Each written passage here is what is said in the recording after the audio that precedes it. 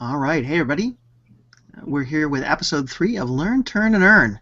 And I'm John Paduchak, your host, along with Ted Wasco, our co-host, and our special guest today, Mark Hardy, PR extraordinaire. So we're excited to have Mark today to talk a little bit about PR and press releases and branding and all of that fun stuff and how to get the most out of the Learn, Turn, and Earn strategy there. And to do it properly, the right way, which is the main thing there. I've seen so many press releases that just aren't done properly. That's why we called in the professional. That's right. So, Mark, you're on, John. buddy. Well, thank you, John. Thank you, Ted. Happy to be here. Let's go. All right.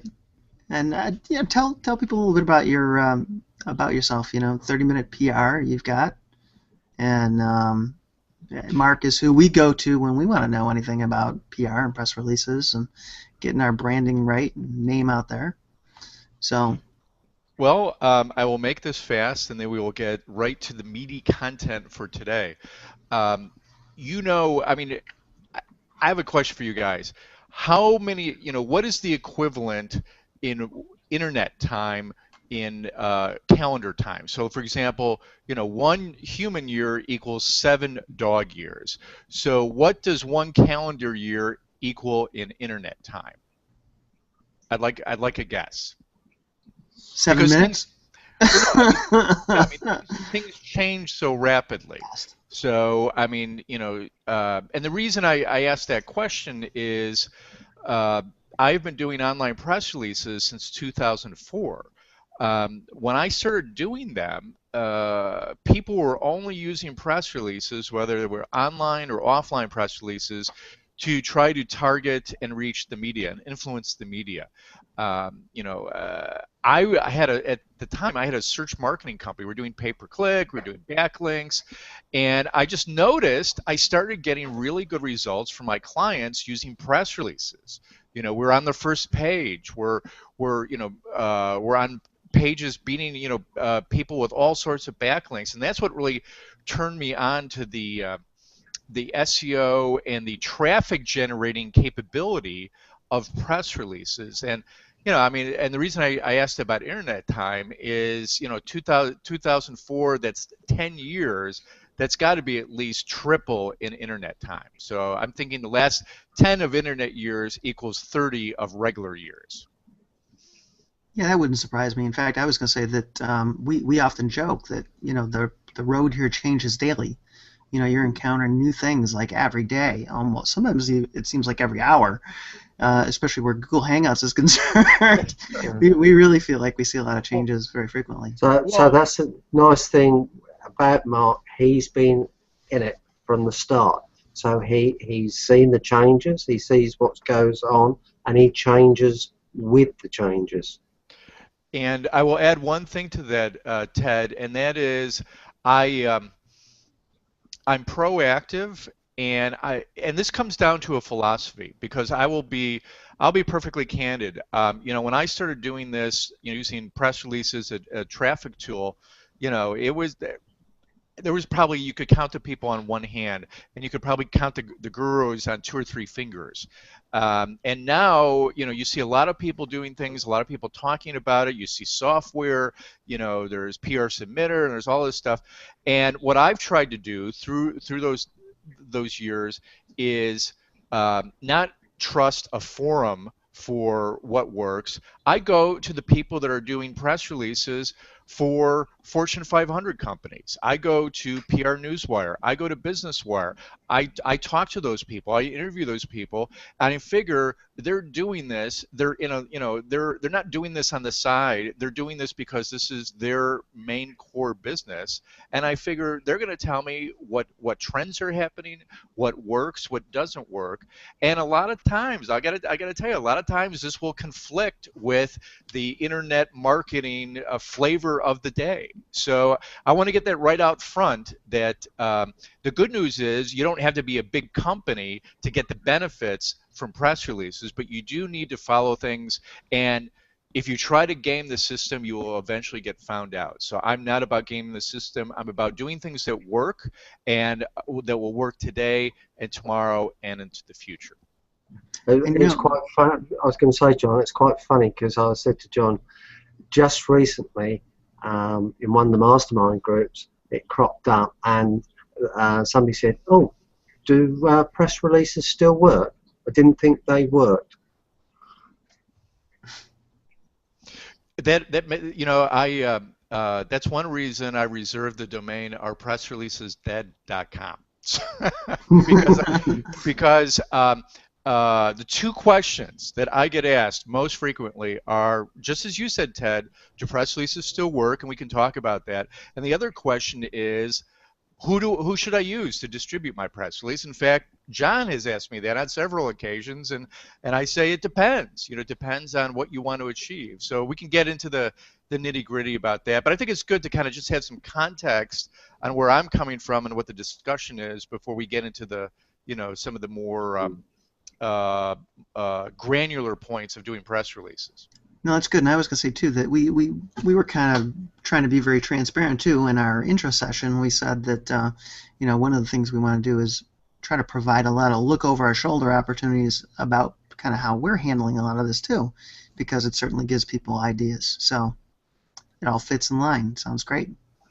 Yeah, because that's what we want to do with whoever we have on here, and that what we want people to do is actually learn from what they see and hear on here, turn that information that they learn into money. So that is where the earn comes from. So that's the concept.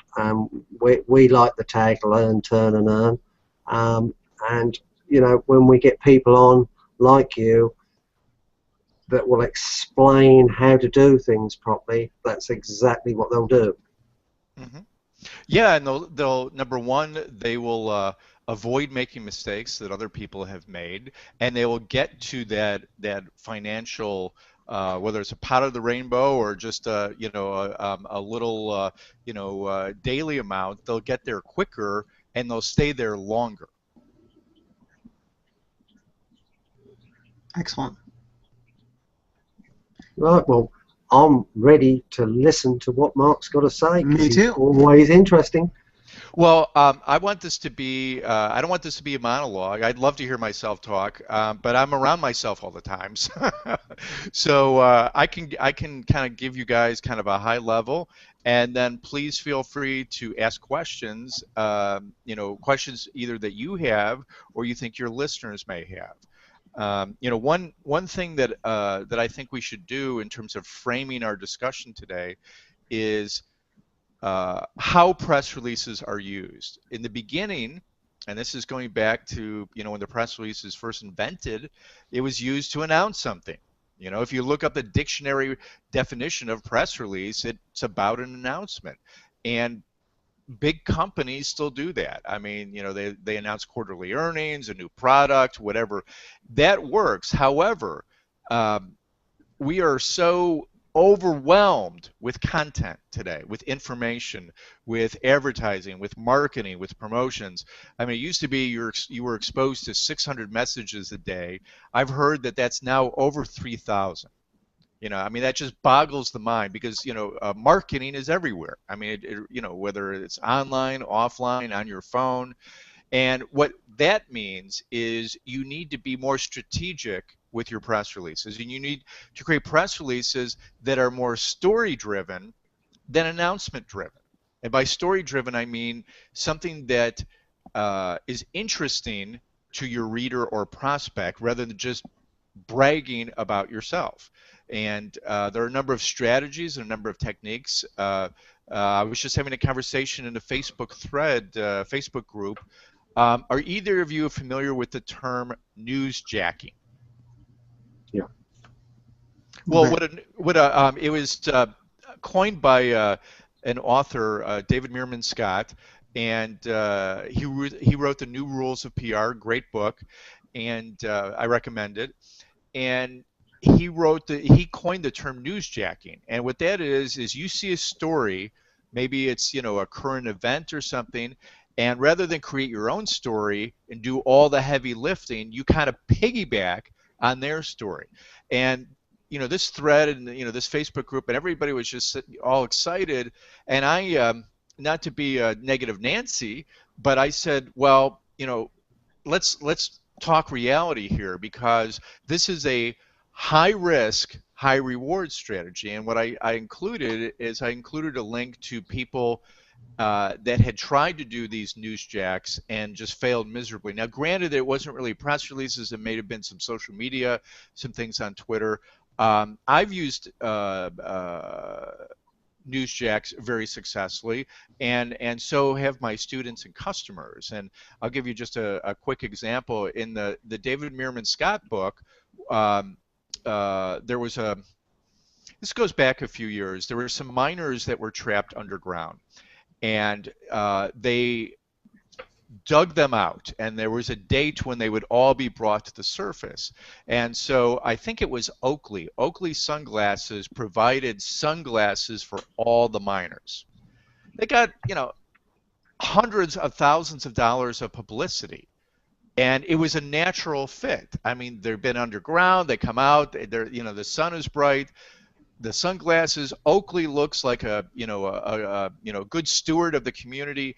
Everybody wins. So you can use that same technique in a press release. You just have to make sure, number one, does it fit, or are you just trying to kind of lay your story on top of it, and there's really kind of a disconnect? Number two, is that timely? I mean, it's great, but if you're 2 weeks later and this current event is kind of come and gone, you kind of missed the boat. And number three, if you do a newsjack, how do you follow it up? So that's and follow it up as opposed to follow up, because one of the biggest mistakes that people make with press releases, and I really don't get this, is that they do one press release, that's it, and they go, I don't think it worked, and that goes to our discussion about do press releases still work? Well, I would answer, how many blog posts do you do? Do you do one blog post and just sit back and wait what happens? Do you run pay-per-click ads for one day and just say, hey, where's the traffic? No, of course not. There's some level of consistency. So I covered two things there, and I'll just kind of break for some questions. One is, great idea in terms of doing newsjacks, and if there's a match between the subject and your subject. And number two is just the commitment and the consistency of doing press release marketing on a regular basis. Nice. I was just thinking of our conversation there. Remember when Sharknado came out? Mm-hmm. Good news, I hear Sharknado 2 is coming out. Well, Sharknado is coming to a neighborhood near you, because Sharknado 1 was in California. Sharknado 2 is based in New York, from what I understand. Awesome. And actually, I did, although it wasn't a press release, I did a newsjack about Sharknado. I created a blog post that said, 3 things we can learn, 3 content marketing lessons we can learn from Sharknado. And it was great, because everybody was talking about it, and I talked about, and it was a great way for me to illustrate the power of story marketing. I said, what made Sharknado succeed, it was such an unbelievable story, and they didn't try to, it was one of those movies and a piece of an entertainment that's so bad it's good. The special effects were cheesy. The acting was cardboard, but it just contributed to the overall experience.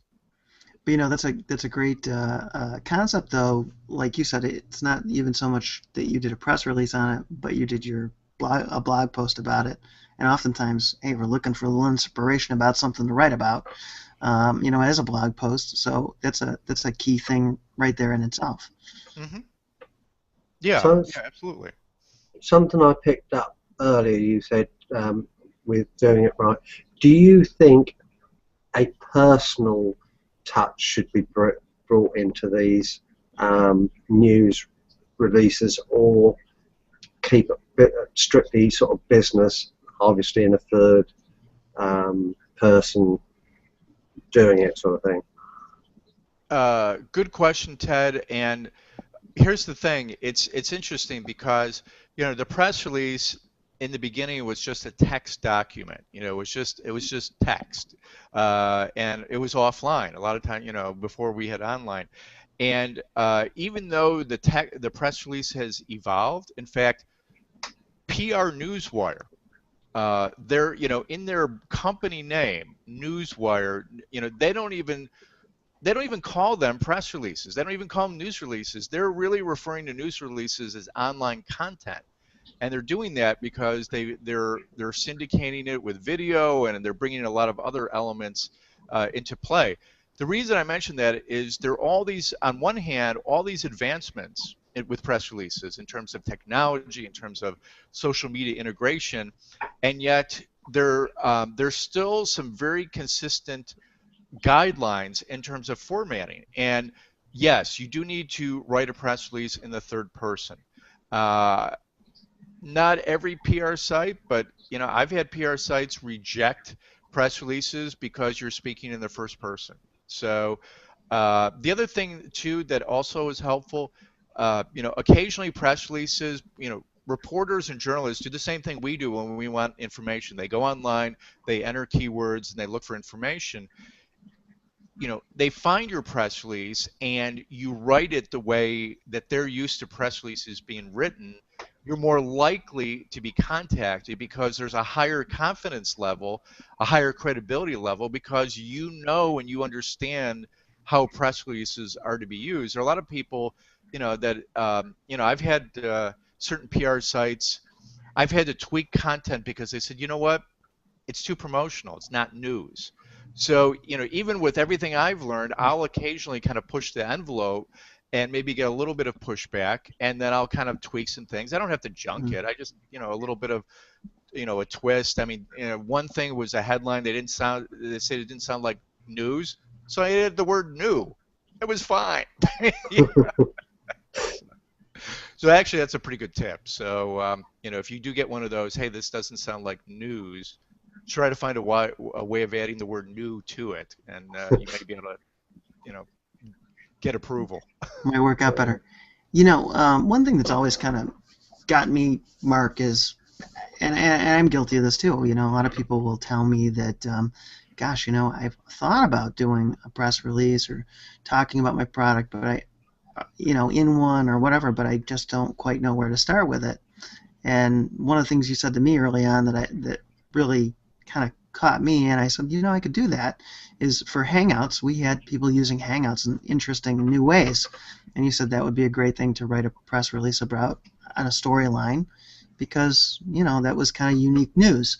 But what do you say to people who just aren't sure about, how do I get started with this? Where do I jump in? What's the best way for me to jump into that? Mm-hmm. Well, I mean, there are a couple of different options. One, particularly if you're not a good writer, find a template. John, you have my templates. You've seen my templates. This isn't a promotional thing, but you could get my template, you get other people's templates. That makes it easier because at least kind of the structure and the format. If you don't have a template, you can do some online searches. I've got plenty of free content on my blog, 30minutepr.com. There's always going to be a point where you will need to take that leap. I remember the first time I recorded video. I wasn't terrified, but I was getting into kind of like techno overwhelm, and I said, you know what, I'm just going to do it. I'm just going to do it. I can always, if I don't like it, I can redo it. So I would encourage the same thing with press releases. And the other thing too is, my guess is somewhere you're creating content that can be repurposed into a press release. You've done an article, you've done a blog post, maybe you've done a video, maybe that transcription of the video, there's elements that can be used as a press release. So you're not reinventing the wheel, you're repurposing content, but you're using a specific strategy that reaches different people by using press releases. And I was going to say, just as a side note, I'm going to make sure that we add Mark's information on his templates and product as a resource on our site, so as part of this episode. So make Yeah, sure we plug that into.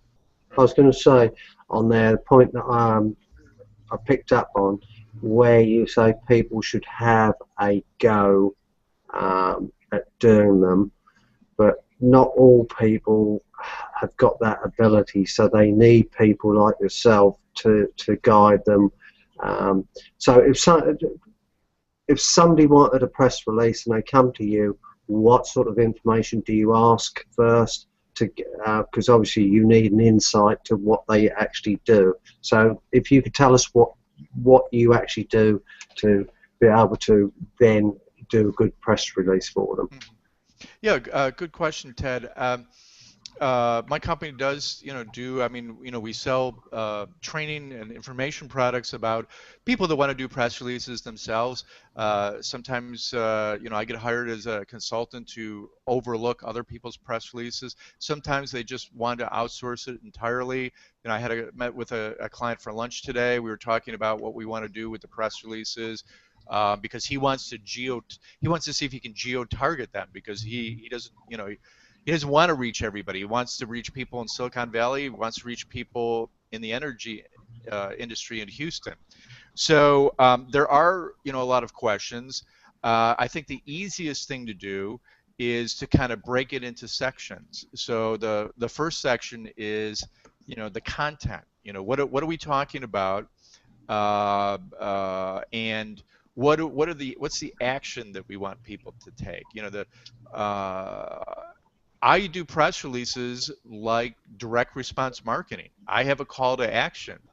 A call to action in my mind is not, here's our phone number, call. I mean, that's most press releases. For more information, go to our website or call, our number.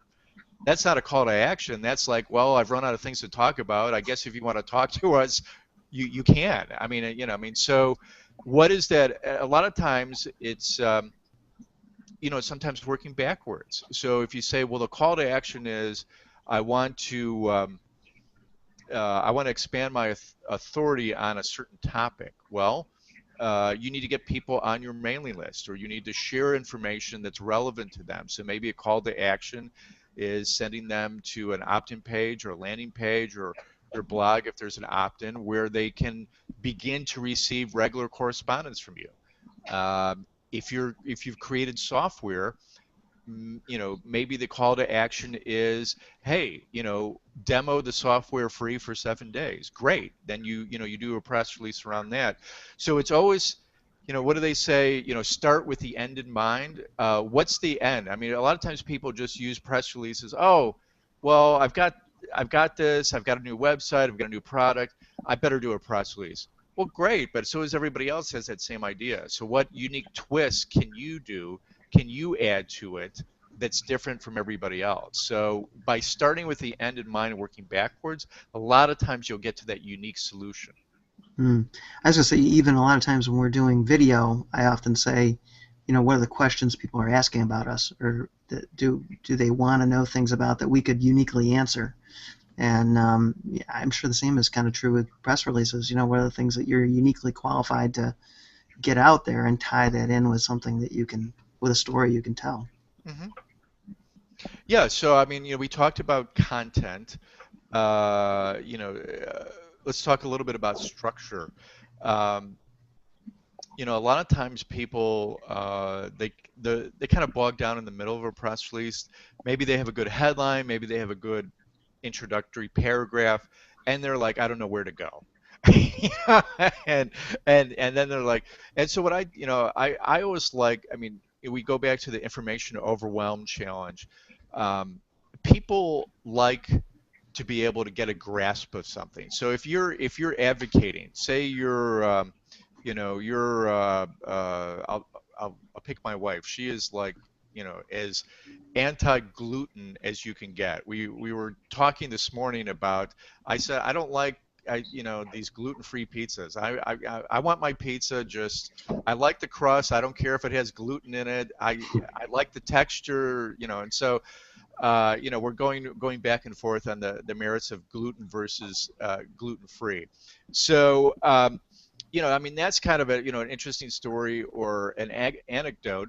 But how do I make it tangible? So I could say, well, if I'm taking the gluten-free side, I could say, the three hidden risks that you're exposed to when you eat a regular pizza that has gluten in it. And so what are those three hidden risks? Well, I mean, then you can put them in, and maybe there's, 5 or 7 or 10 risks or warning signs, but you only give a couple away in the press release. So it's what you've done? You've done the appetizer. So to continue the food metaphor, and so you send them to their website so they can continue consuming that information. Come over for dinner. Now that I've given you the appetizer, come over for dinner. Nice. Yeah, that's good. That is good because you're giving them a taste of it, and they, you'll whet their appetite to learn the others. Yeah, and you're coming from their point of view. You're not talking about yourself. You're not saying, here's why we're great. Here's, all the wonderful things. You're providing information so they can make an intelligent decision or choice. Initially, that choice may be non-financial. It may be just opting in, but down the road, it very likely will involve financial, and it could involve financial. Somebody may just be so convinced about your story they just jump and click the buy button or whatever if you're a services-based company, maybe engage you that way.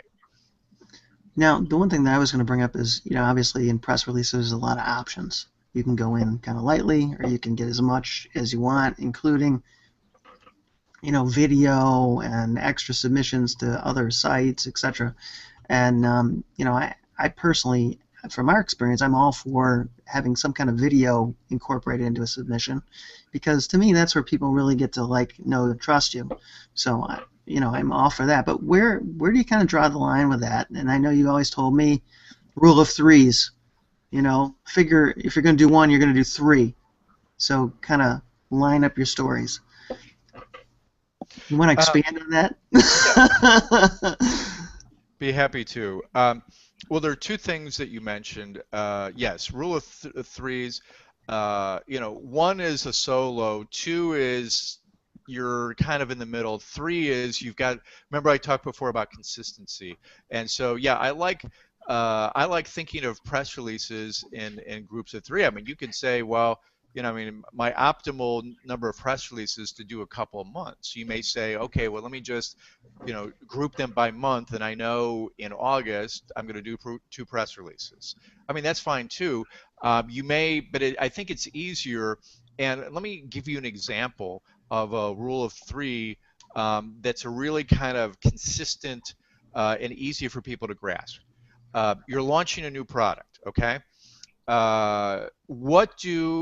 When a movie comes out, it doesn't just miraculously appear in the theater. No, I mean, they have previews, they have trailers, they have coming attractions. You see it in the movie theater, you see it, via blog. So there's some kind of teaser getting you excited about the movie.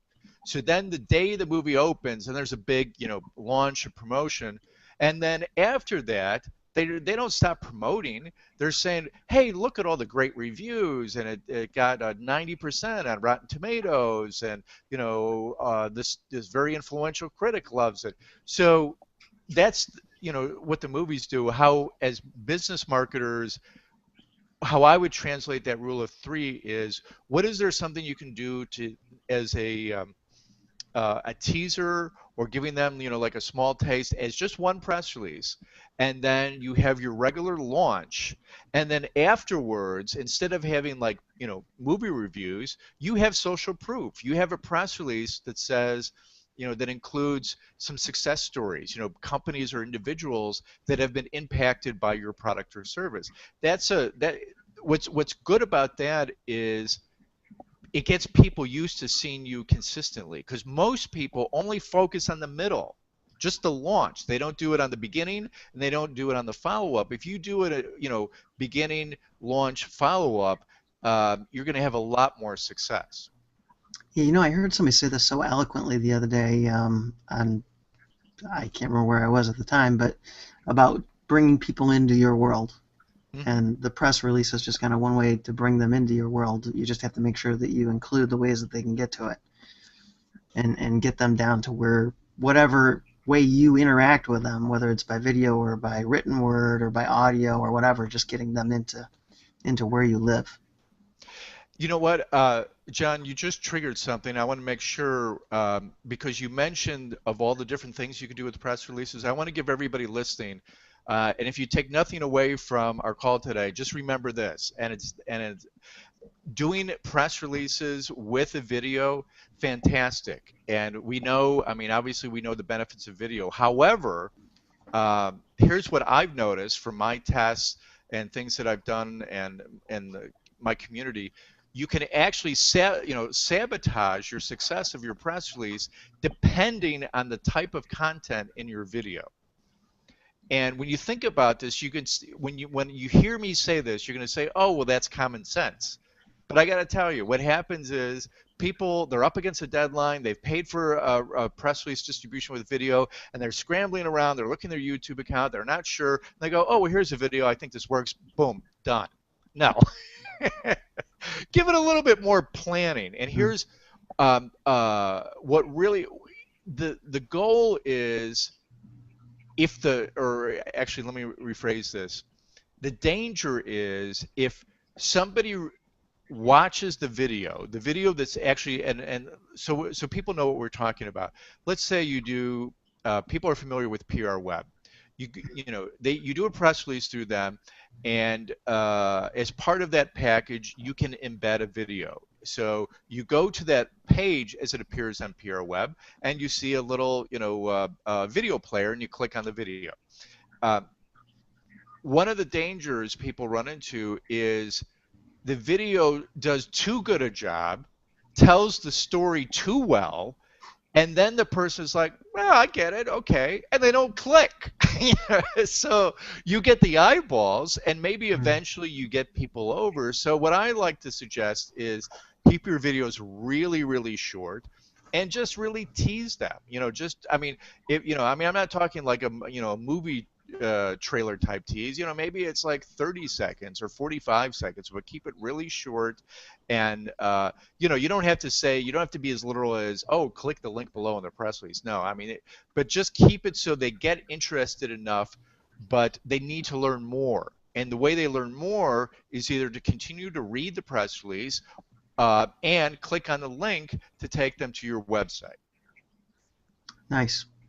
And I know you had some statistics on that too of the video length.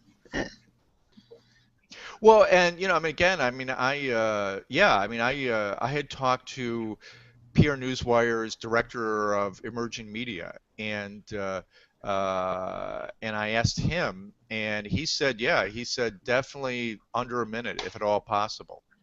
Under a minute. It's short. So it's it's a real short tease. Yeah, well, but I So mean, if you think about it, I mean, yeah, the standard format of a commercial is 30 seconds. You very rarely true. see 60-second commercials anymore. Very true. Interesting. So if you broke this down then, Mark, because time's getting on, break it down to what people should learn, what they should turn, and how to earn. I like that. Okay, so what they should learn, I think we've done a good job, or I mean, I think we've had a good, Mhm. robust discussion about some of the things to do and some of the things not to do. So I think we've got that covered. Um, as far as turn, I think in my mind that says taking action. And so what I would do is, you know, don't be putting obstacles in front of you that don't need to be there. You don't have to be an expert writer. You don't have to be some kind of, PR whiz or publicity whiz. You just need to understand online content. You just need to make some formatting tweaks based on the audience and the structure of a press release, and you can take action. And then in terms of earning, let's talk about that. So For example, if you have a product and you want to promote it or you want to announce it via press release, you can drive traffic and you can get sales that way. If you're an affiliate, again, this is kind of a little bit of guerrilla marketing. I mean, we think about what if you're an affiliate. I know, you guys have promoted things. Um, what's the most natural form of marketing for you to do? The natural and the easiest. For us personally, Well, for you personally, and then what you think in generally with other affiliate marketers. I think most people, it's going to, for us, video is more of our promotion medium. I think that's what you're looking at. But I think most people would be more, don't want their face to be seen, would be more written type of content. Yeah, I mean it's one of those things where you want to find opportunity. Mm. It's like you're investing in the stock market. They're always talking about certain emerging markets, emerging stocks, growth stocks.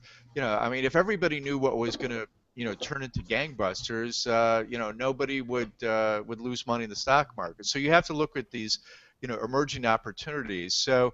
Uh, the thing I like about press releases for affiliate marketing is not that many people do that. They do email. I'm going to email my list. Mm. That's easy. I could do it. It's fast.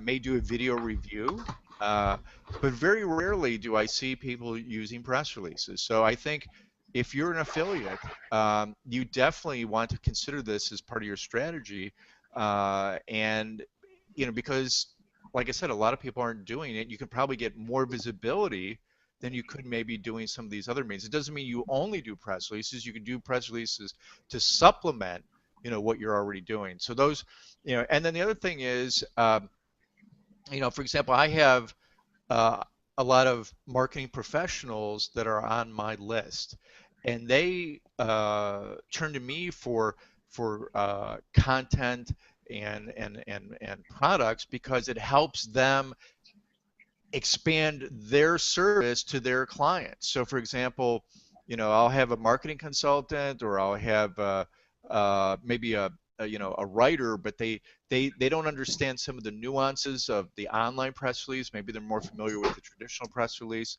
so they can actually add to their repertoire and get more business from their clients.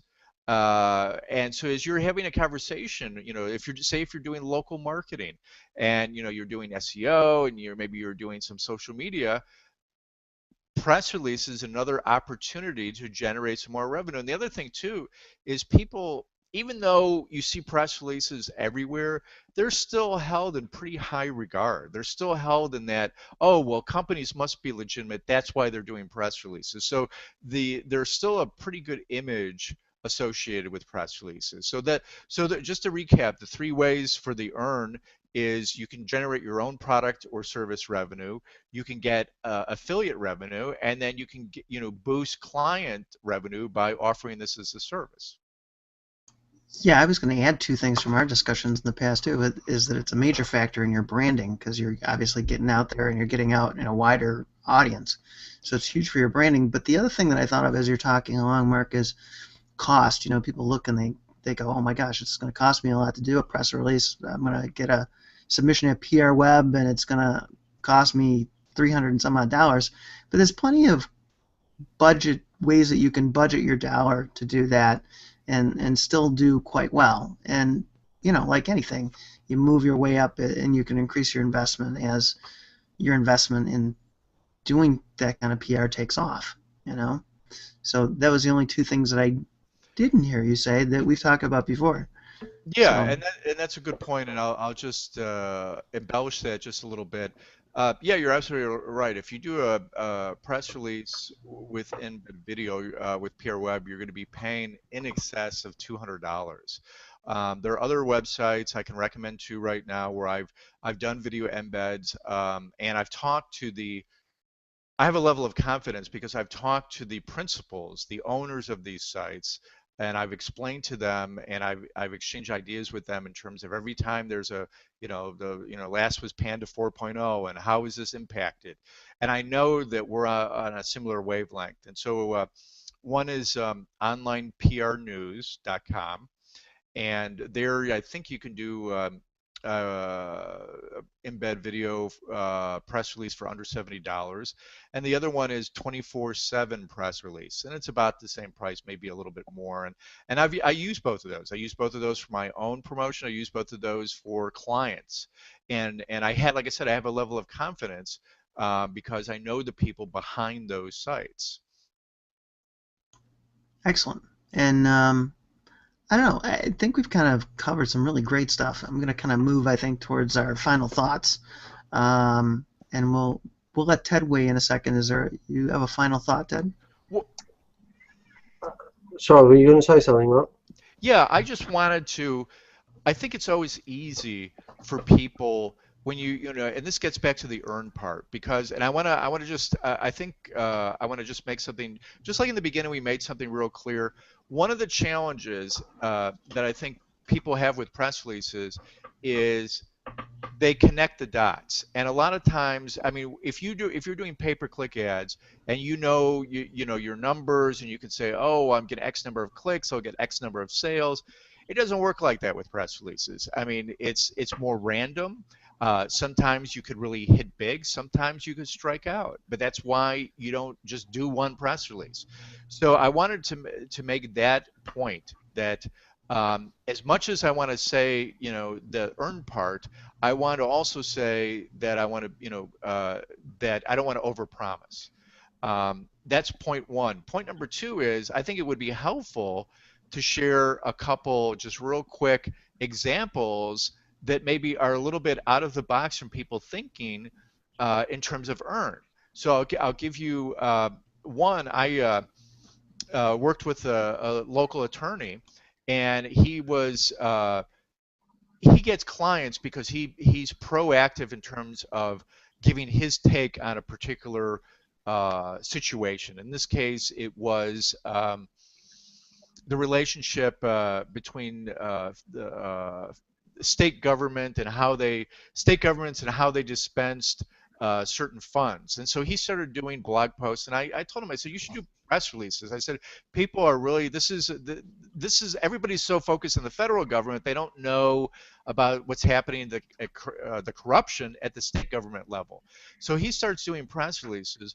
He gets approached by a think tank, and they're like, you know, we're on the same page here, but your stuff is always ahead of ours. Can we just pay you to do what you're already doing, but put our name on it? So he ends up getting, it was like a $3,000 a month retainer that he had for 3 years. So do the math. I mean, that's pretty nice return from doing press releases.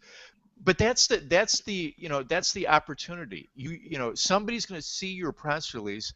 It's not your target audience, but it could definitely impact your bottom line. So that's success story number one.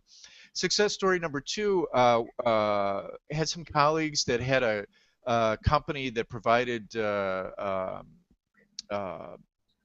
GPS voices, you know, and kind of celebrity knockoff, you know, impersonations. And they were forever trying to talk to the big GPS companies. And after doing a press release via PR Web, they were approached by the vice president of engineering for Garmin. Garmin is the biggest GPS manufacturer. And they ended up doing, I want to say it was like a 6-figure licensing deal.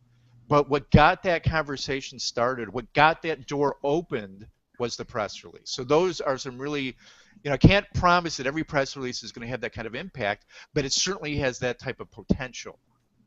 Well, it's kind of like these people getting discovered on YouTube. Same idea, you know, getting out to the broader audience to put yourself in position to be discovered. Mm-hmm. Absolutely. Is what you're doing. So my take from this is you've got two choices. One, do it yourself, or you hire somebody like Mark to do it for you, which in one way can pay a lot more dividends because you've got somebody who knows what they're doing, and also it can save you time. Quick question, if somebody obviously wants to contact you, Mark, on the two levels, you can give a free consultation first, And if somebody wants to do it themselves, would you be prepared to give them a couple of templates just to help them out?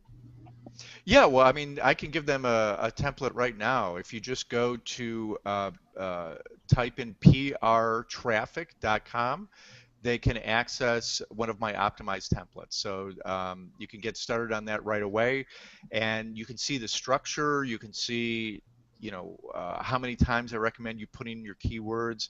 So that's a good way to get started. And then as far as contacting me, just go to my blog, 30minutepr.com.